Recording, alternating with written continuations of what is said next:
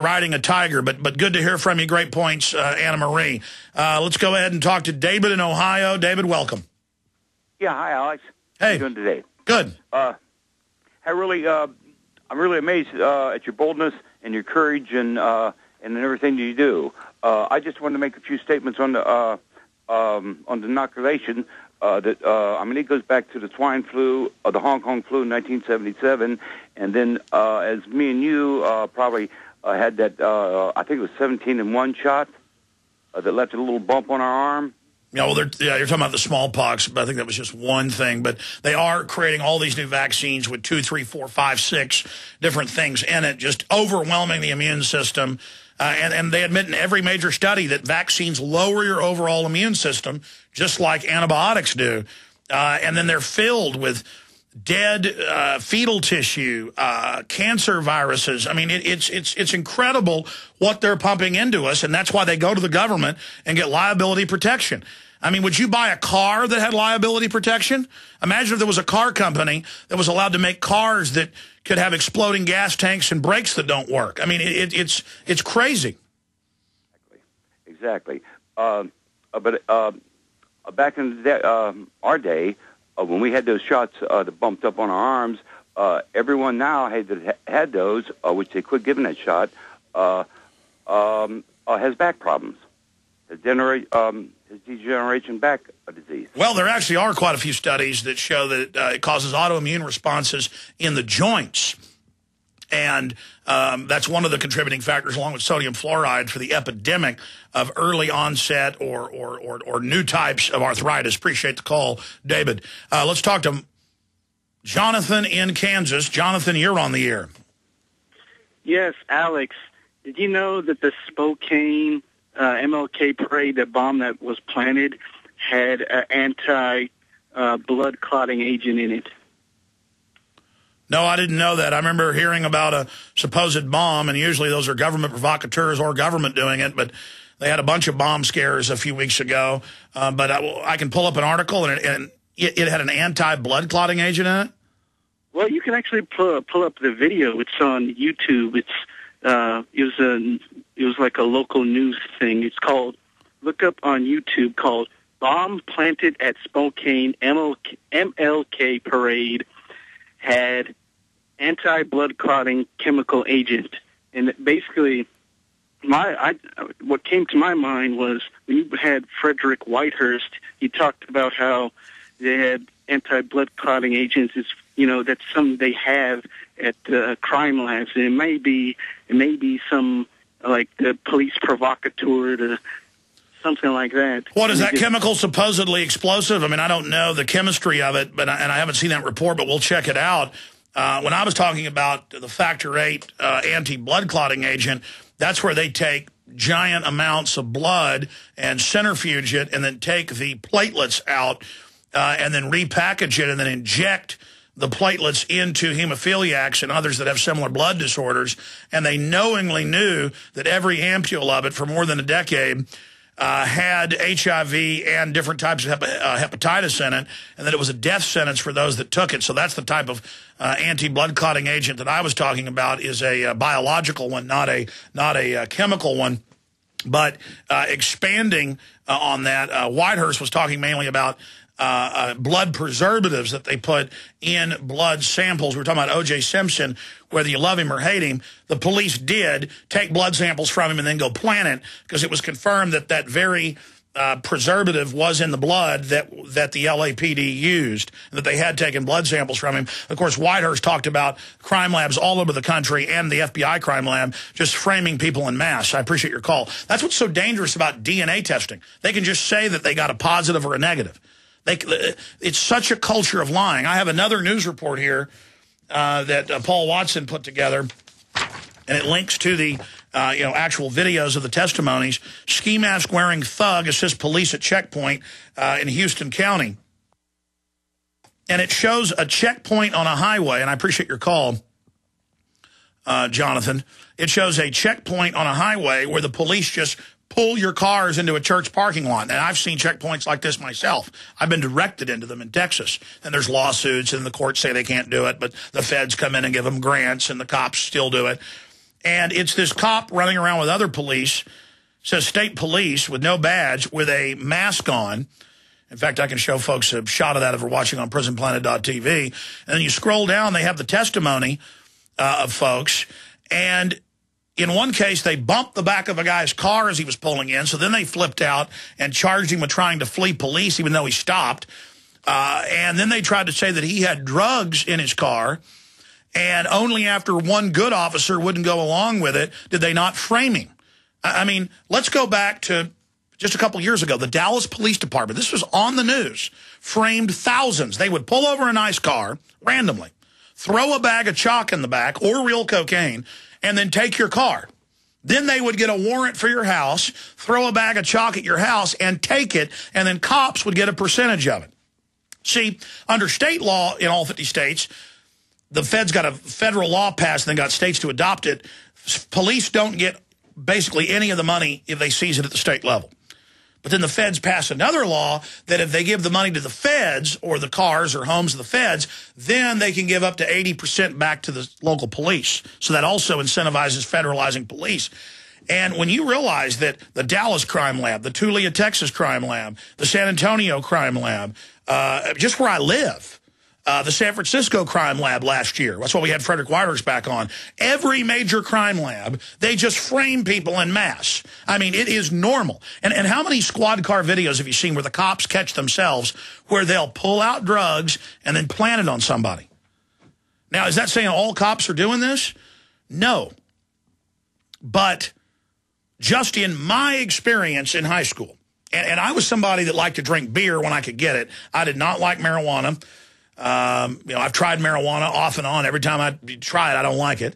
My thing is coffee, cigarettes, and alcohol, and I've, off and on quit all of those. It's a real battle. But the issue is I was a clean guy.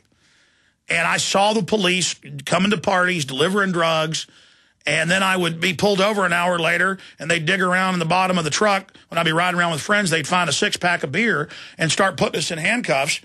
And I shot my mouth off to him and said, you guys are dealing drugs. How dare you, take us to jail? And as a juvenile, I was taken a couple times for beer. I know you're a drug dealer. And they would just turn red and just go, you're lucky somebody didn't hang you in your cell. Then my dad's lawyer called him and said they are threatening that he'll be found hung in a cell if you don't leave Rockwall, Texas. And we moved because of that. And thank God I love Austin compared to Dallas. But I have experienced this. I experienced during that whole time of this happening being called down to the office by the school cop, closing the door in the principal's office, nobody in the room, him slamming me down on the table, put me in handcuffs, slamming me down, and telling me that I was going to go to prison, that I was going to be raped and get AIDS, and that I better shut my mouth about cop drug dealing. And then John McWhorter, right around that time, the sheriff got caught, in drug dealing, and other police got caught.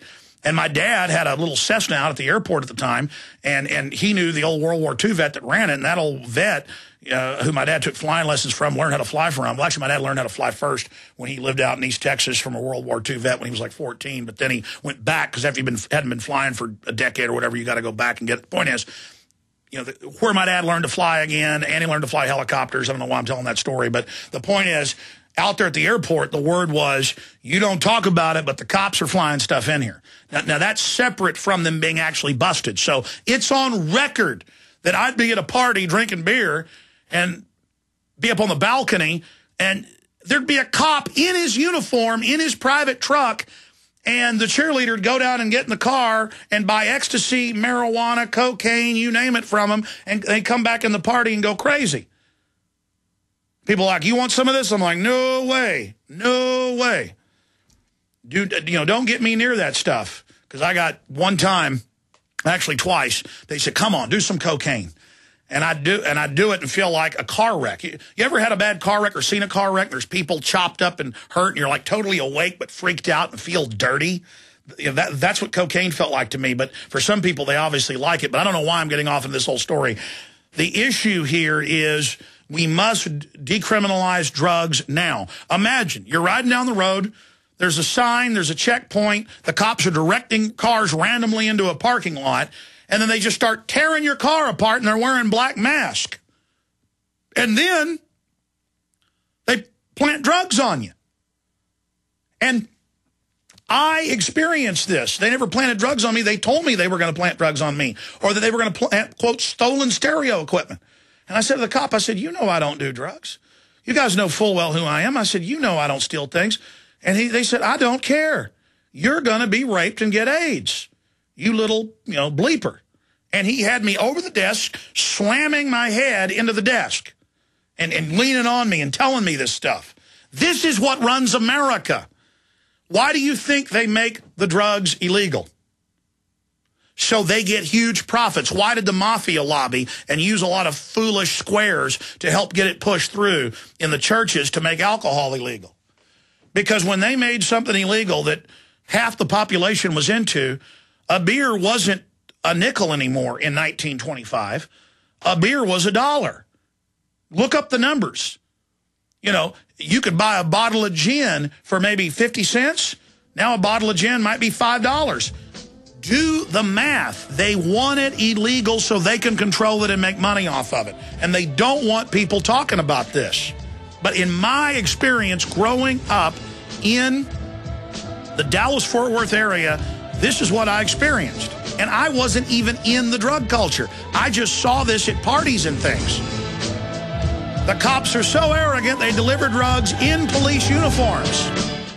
Hi, this is Alex Jones. Did you know that the global elite are now storing non-hybrid seeds in secret storage vaults near the Arctic Circle? Did you know that in a real meltdown, non-hybrid seeds can become more valuable than silver or gold? It's true, seeds have outperformed even gold and silver before in this country, and it's possible that could even happen again. So our friends at Solutions from Science have put together the perfect mix of non-hybrid seeds.